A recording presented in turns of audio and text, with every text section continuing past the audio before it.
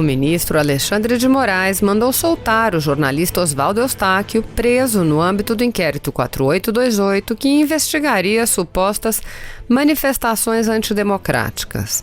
Na decisão, entretanto, Moraes proibiu Eustáquio de utilizar as redes sociais, meio pelo qual o jornalista trabalha. A defesa do jornalista afirmou em nota que fará todos os recursos cabíveis ao STF com relação a restrições impostas que impossibilitam o livre exercício da profissão de jornalista e a livre circulação. Outros aspectos da decisão chamaram a atenção. A advogada Flávia Ferronato, uma das líderes do Movimento Advogados do Brasil, que está peticionando junto a diversas organizações internacionais de direitos humanos e organizações internacionais de advogados, apontou: alguém pode me explicar como a CNN soube antes dos advogados do Eustáquio sobre sua libertação? CNN virou assessoria de imprensa do ministro Alexandre de Moraes? Isso é gravíssimo. O presidente do PTB, Roberto Jefferson, que também é alvo do inquérito de Alexandre de Moraes, afirmou: Oswaldo Eustáquio, o heróico jornalista, ganhou liberdade física, mas foi impedido pelo audacioso Alexandre de Moraes de escrever em qualquer veículo de informação ou rede social.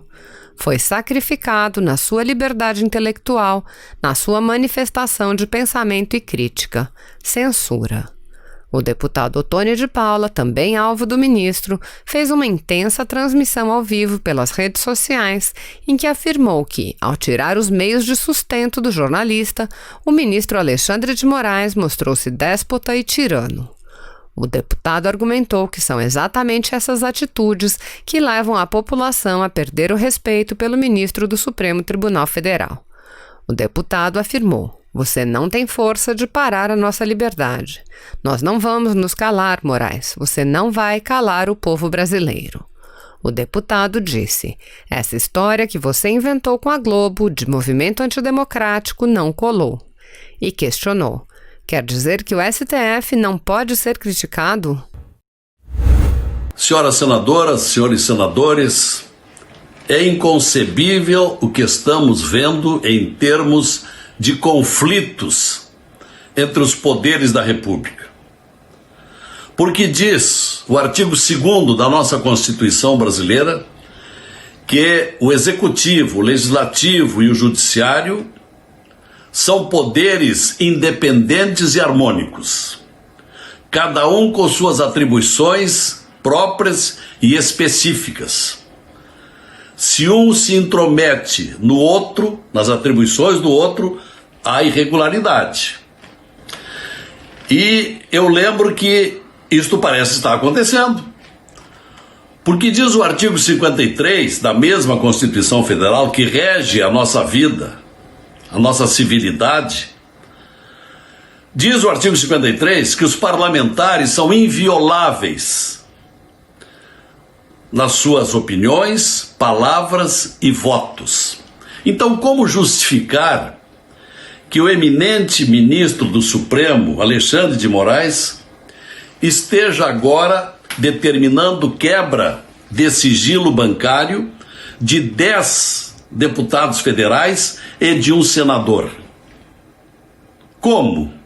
Da mesma forma que este mesmo eminente ministro, sem sorteio, foi nomeado no ano passado pelo presidente do Supremo para proceder a um inquérito chamado Inquérito das Fake News, para investigar pessoas que ofendiam o Supremo Tribunal Federal, sem ter chamado, sem ter representado para o Ministério Público, no caso a Procuradoria-Geral da República.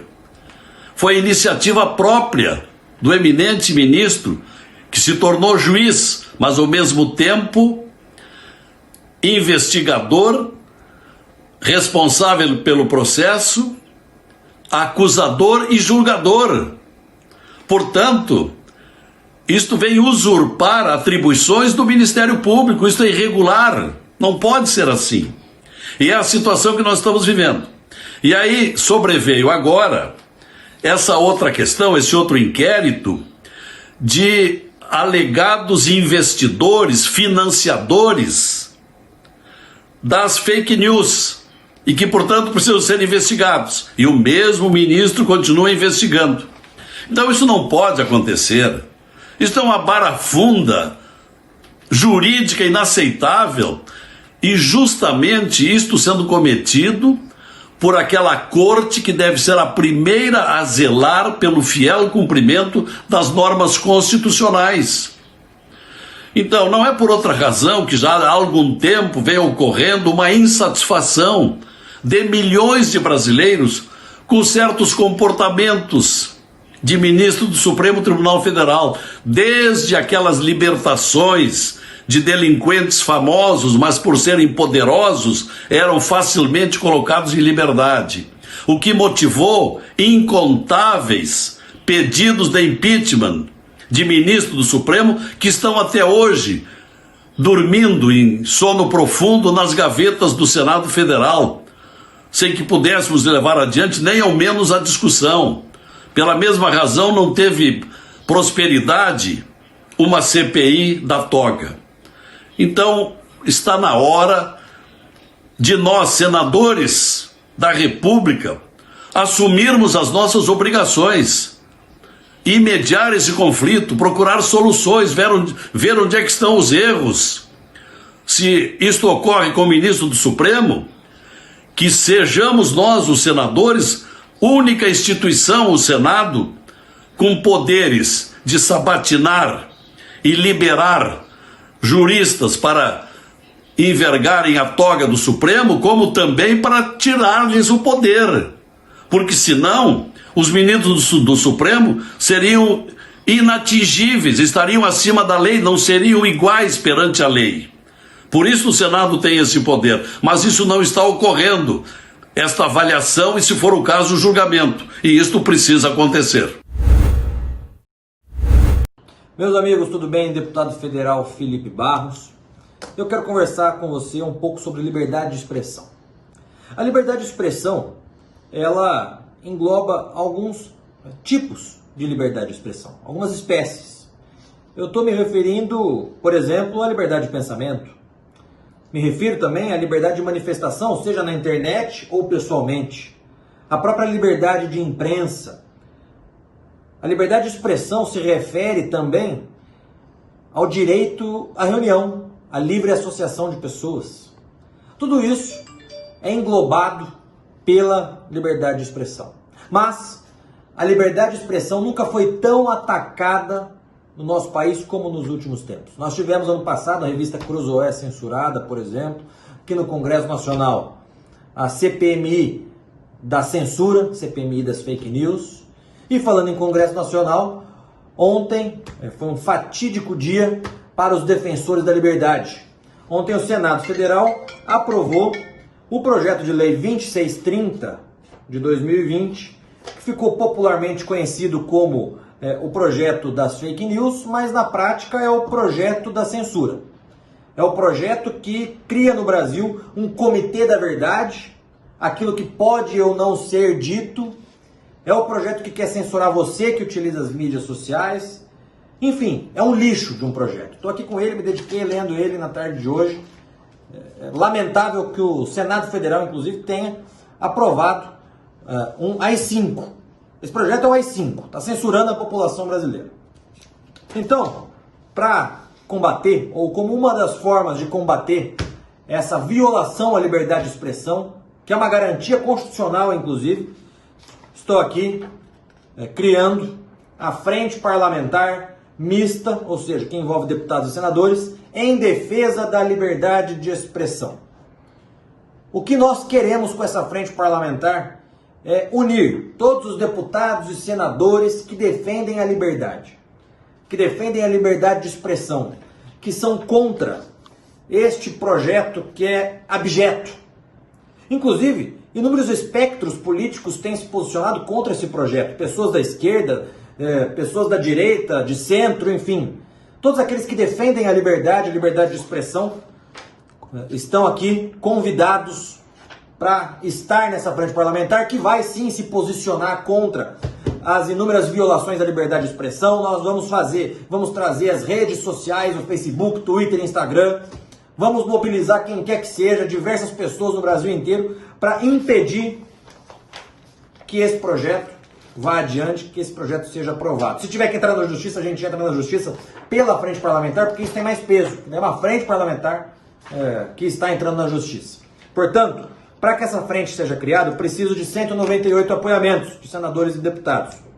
Então eu peço para você me ajudar nessa missão. Eu já tenho compartilhado aqui, estou mandando para alguns deputados para eles assinarem. Como a gente está aqui fechado, não tem sessão presencial, só sessão no celular, sessão virtual. Então é o seguinte, os deputados e senadores precisam entrar no sistema da Câmara, digitar lá o código, que é o CD 2096 72 83 2500.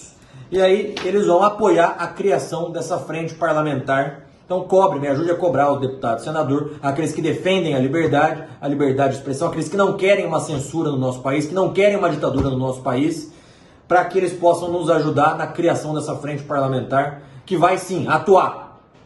Não vai ser como muitas frentes aí que, enfim, não atuam muito. Essa vai ser ativa. Nós não vamos deixar que a censura, que o AI-5 seja instaurado no nosso país. Então me ajude aí pressionando o seu deputado, o seu senador, para que a gente consiga esse número de apoiamentos o quanto antes para a frente começar a funcionar. Um grande abraço, fiquem com Deus. Paz e bem, meu irmão, minha irmã.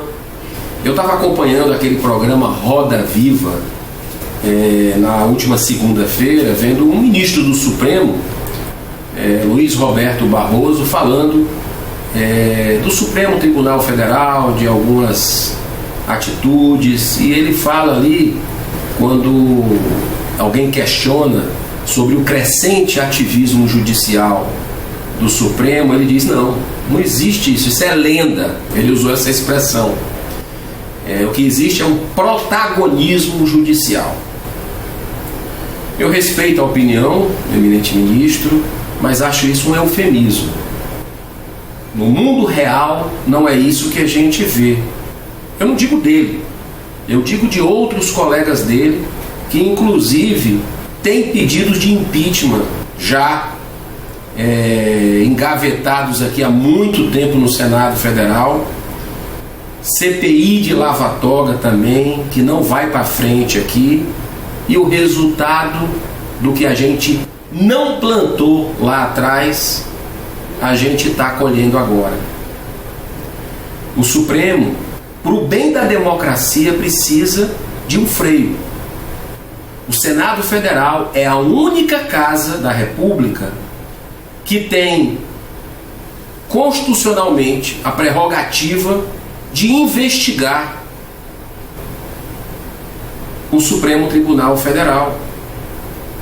Mas simplesmente isso não acontece aqui. É um silêncio ensurdecedor quando nós tentamos de alguma forma, em vários momentos, desde que eu coloquei os pés aqui nessa casa, avançar nesse assunto que faz parte. Eu não falo apenas dessa presidência do Senado atual, dessa legislatura, de outras também. Quem acompanha a mídia sabe dos diversos e dezenas de processos de pedido de impeachment que são deliberadamente engavetados na presidência do Senado. Está aí o resultado. Ano passado, o senador Oriovisto Guimarães entrou com uma PEC que chegou ali no início de ser votada e estranhamente não foi sequenciada, que é a PEC que regulamentava a questão das decisões monocráticas, dos pedidos de vistas que ficam por uma eternidade adormecidos no Supremo Tribunal Federal. Está aí o resultado. O Senado novamente não se impôs, se acovardou. E a gente está vendo hoje esses desmandos crescentes. Até onde isso vai dar? Onde nós iremos parar? O Senado da República precisa dar uma resposta. O pedido da população brasileira é recorrente. Antes mesmo de eu ser político e eu estar servindo aqui a nação e o meu estado do Ceará, eu já acompanhava a movimentação das pessoas de forma legítima, pedindo que o Poder Judiciário também fosse investigado. É o único poder que falta abrir essa caixa preta. Nós já temos o Executivo, que já teve vários momentos e deve continuar sendo sempre investigado, até com 2 presidentes impeachmentados. Nós tivemos senadores cassados, deputados federais cassados, ou seja, o legislativo também investigado e deve continuar sendo investigado, mas ninguém tem coragem de chegar no todo-poderoso Supremo Tribunal Federal. E está aí o resultado. É o poder que sistematicamente se mete nos outros, falando uma linguagem bem popular, interfere nos outros, não apenas no Executivo, como a gente está vendo agora, com todas as restrições e críticas que, com a postura independente, eu tenho colocado sobre o Executivo, mas o Supremo avançou o sinal demais com esse processo que, a meu ver, é ilegal, esse inquérito de fake news. Aqui no Legislativo, o Supremo há vários anos interfere. Questão da deliberação sobre aborto, deliberação sobre drogas. Nós fomos eleitos para isso, de forma direta pelo povo.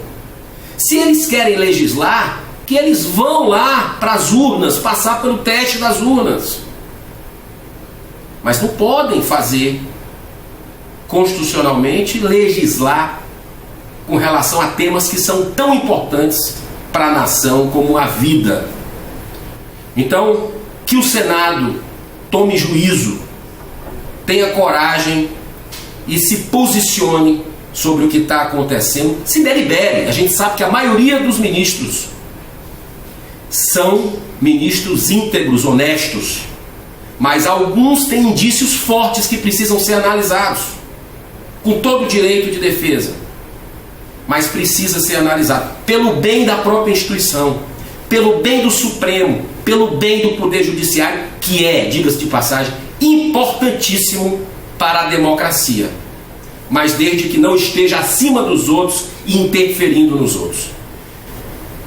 Que Deus abençoe o nosso país, a verdade e o bem vão triunfar. Muita paz.